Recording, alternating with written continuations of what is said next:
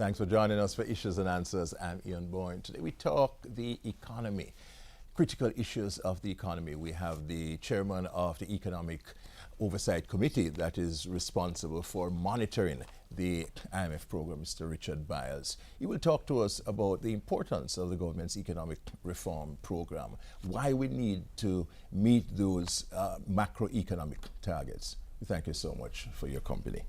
Good to have you on the program. My pleasure. Mr. Byles.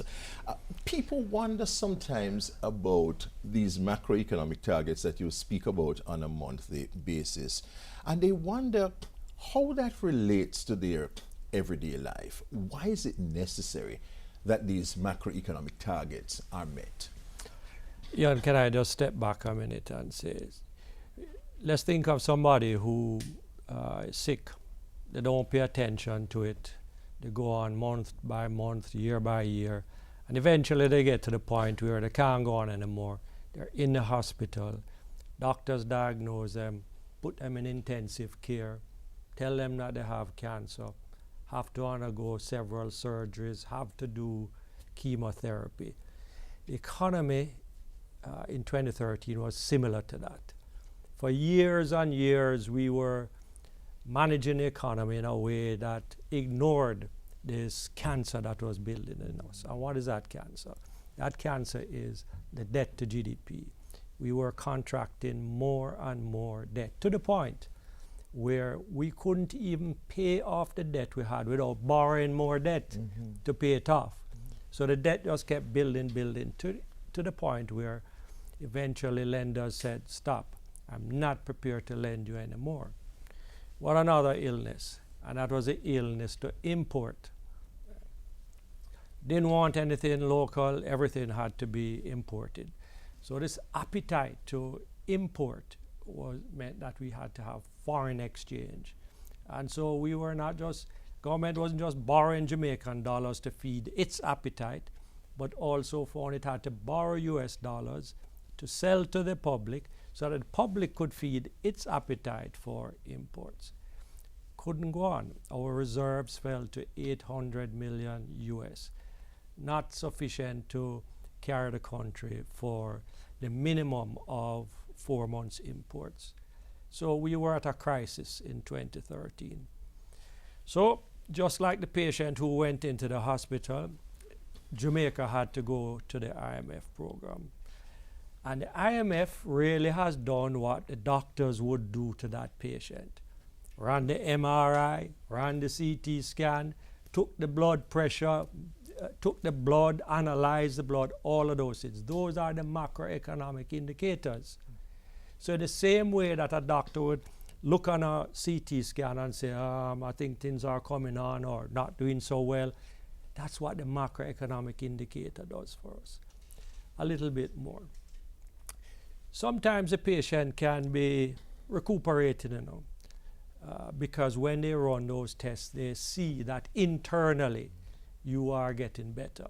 But what you see on the outside, the chemo make your hair drop out, because you're in bed, you get a little weak and you lose some weight, maybe your skin color. Those are the things that we're looking on in the economy and saying, my gosh, this program is not working.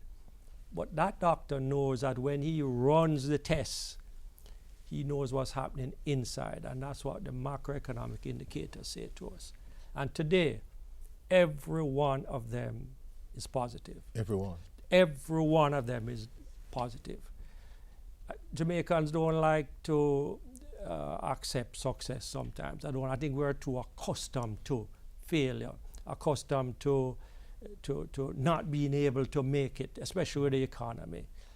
But today, debt to GDP is better. Current account deficit is better. Inflation is lower. Employment is better. So everything that you can factually assess the economy on is better. Yet, some people will say they are not feeling it. It's interesting, because if you talk to somebody who lives somewhere between Ocherius and Negril, they will tell you the family they have or the friends they have that work in the hotel industry, hotels are 80% occupied. Everybody has a job. The family that they have are the friends that are in the business process outsourcing business. 18,000 of them are employed. So if you live on that strip, you have a different outlook on what is happening. Hotels are being built. 2,000 new rooms, 2,000 rooms were refurbished and are now open in that place of Ocherios to Negril. 2,500 are under construction today. So people in that area see it, and even if their circumstances not what they would like it to be, they can see that something is happening. Come down to Kingston, South Coast, not so evident, because this is a part of the economy that is more focused on the domestic buying and selling. Tourism is the global market. Down here we're dealing with the buying and selling, which took the brunt of the punch from devaluation, the brunt of the punch from higher taxation.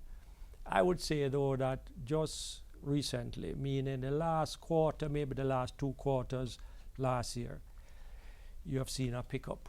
Purchasing power has returned somewhat. Why?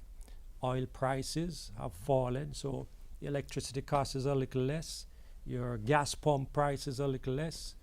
Maybe people got back pay, as in the civil service. But in the last quarter, every businessman that I speak to tells me it was their best quarter in years. And I believe when those GDP numbers come out, you will see that that quarter was a strong quarter. The Chamber of Commerce Business Confidence Index and Consumer Confidence Index up and up strongly. So there's a kind of dichotomy in the economy, but I think even in this Kingston area, people are beginning to see some small green shoots that the economic program that we're on is producing some results.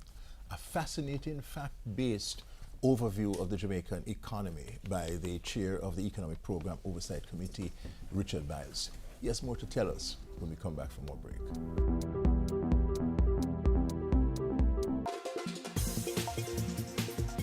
High levels of debt eliminate a capital budget, which is essential for growth.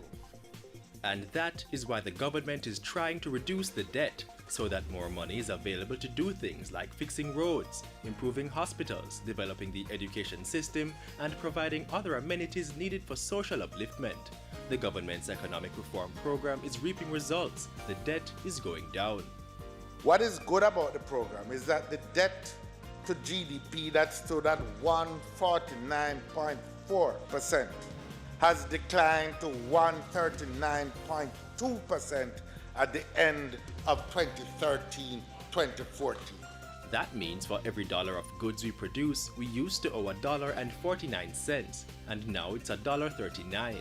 The goal is to have a debt to GDP ratio of between 95 and 100% by 2020 and 60% by 2025 to 2026.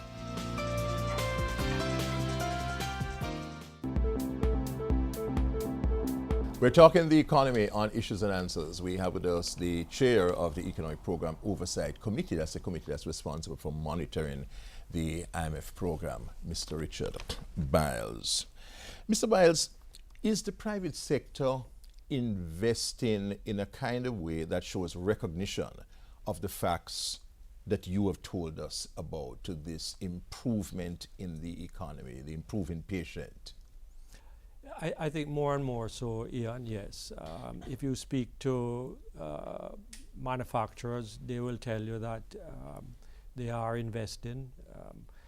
And so I'd say yes, the confidence has come back pretty strongly in recent times. And I think I was at a dinner last night with about a dozen major corporate heads, and to a man, they were very positive about the economy and the opportunities that they saw. So, and I think there is more that can be done. I think that the government can do more to encourage investment. I think, for example, in the tourism business, here is a market that we've been in from the 50s, right? So 65 years we're in this market. We have a great reputation, a little tarnished here and there, but generally speaking, Jamaica has good cachet. more and more our tourist business is being owned by foreigners. Where are the Jamaican businessmen, the corporate entities, in this industry? We need more, and I think that the government can do more to introduce and usher Jamaican business people into that area. There may be reasons why they are shy to go in, but 4 years ago we didn't run a hotel. Today we have 5 hotels and we have 2,000 rooms. Your company? Yes, and we're doing very well with it. So there's no rocket science involved in it. It takes some application and talent, but it can be done. You know. So I'd like to see government do more in encouraging investment in that direction. Well, the Minister of Tourism was here recently, and he was saying that. He said that Jamaicans should not wait until after this boom to say, how come we were left out of it? And he was encouraging local investors to get involved and to invest, just like how you have invested. He mentioned that Sagicor has invested. Mr. Byles, the connection between people's need to have proper health facilities, educational access, proper roads, the connection between that and what is happening in the economy. Make that connection for us. Okay, so because we have to pay down this debt, we have to run this massive primary surplus. The other day when Greece was in turmoil, they were being asked to run 3.5% primary surplus. We run 7.5% and have done so for 3 years. As we start to pay down that debt and the debt declines, you get a little bit more room to spend on issues like education, health, roads. So it depends on how quickly we can get that debt to GDP down. It goes down fast if we can get the GDP to grow faster. That's right. But it's a bit of a circular problem because for the GDP to grow faster, not only are businessmen required to invest, but the government should be able to invest too. Some stimulus. Right. So it's a balancing game. What we're faced with is a curve that is kind of long and not steeply sloping. And that is a curve of growth. It takes years for us to get up to the 4%, 5%, because the government has to pay so much into debt reduction. Yes. But what seems clear though, doesn't it, is that the ways that we were operating were just not sustainable. Running up deficits and so on, that's not on. Right, not sustainable at all. And I mean, in the Caribbean, there are some interesting cases, other countries coming up, countries that were considered to be, very strong and very successful. Yes.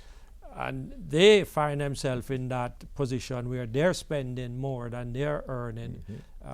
They have these deficits and they're going downhill. S&P has downgraded many of them and upgraded Jamaica.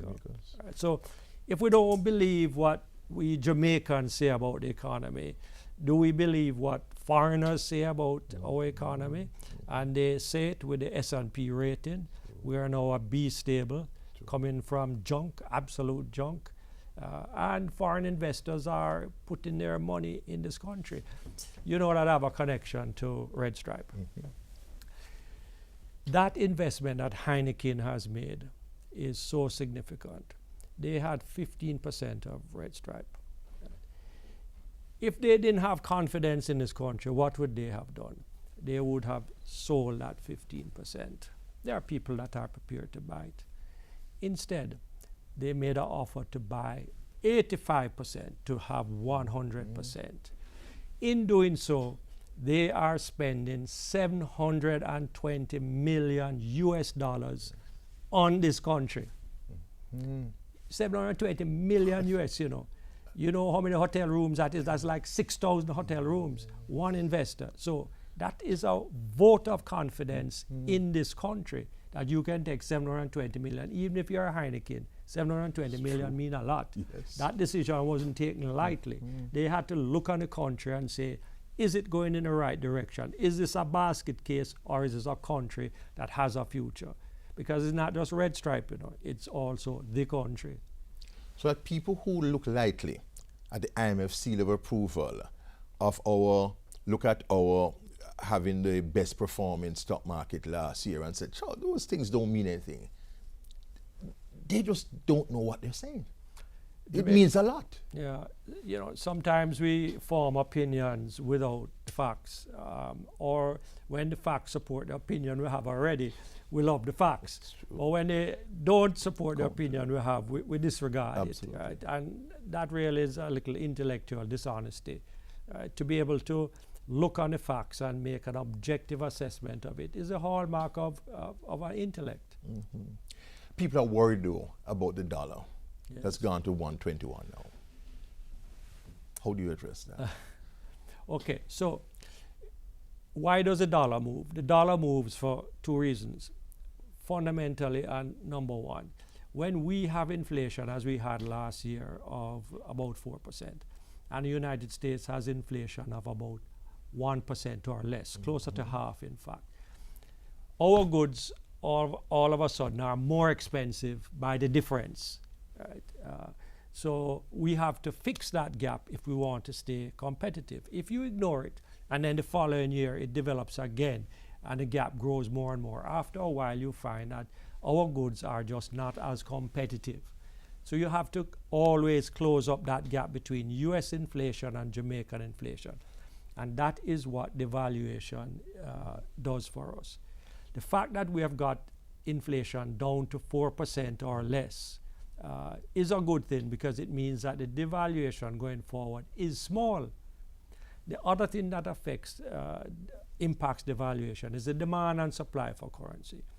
If people have confidence in Jamaica and the Jamaican currency, then they don't demand the US dollar to store their savings. If they don't have as much confidence, then they demand it, and in doing so, they drive the price of the currency somewhat. So it's a bit of the market, and it's a lot to do with that interest differential, that inflation differential between us and the US. We're not the only country, by the way, and as I pointed out in another place, Mexico, who competes with us in tourism, 14% devaluation last year. 14. Brazil, 30-something%. Yes. Right? Even the UK devalued by nearly 6%. So it's not just Jamaica. All countries are realigning their currency to stay competitive. It's a part of the market mechanism. Correct. It's how the market operates. It has been a most interesting interview. The chairman of the Economic Program Oversight Committee that looks at IMF programs, Richard Byles, has spent a fascinating 15 minutes with us. We thank you for your company. Next week we'll be back. Until then, Ian Bourne wishing you a pleasant day.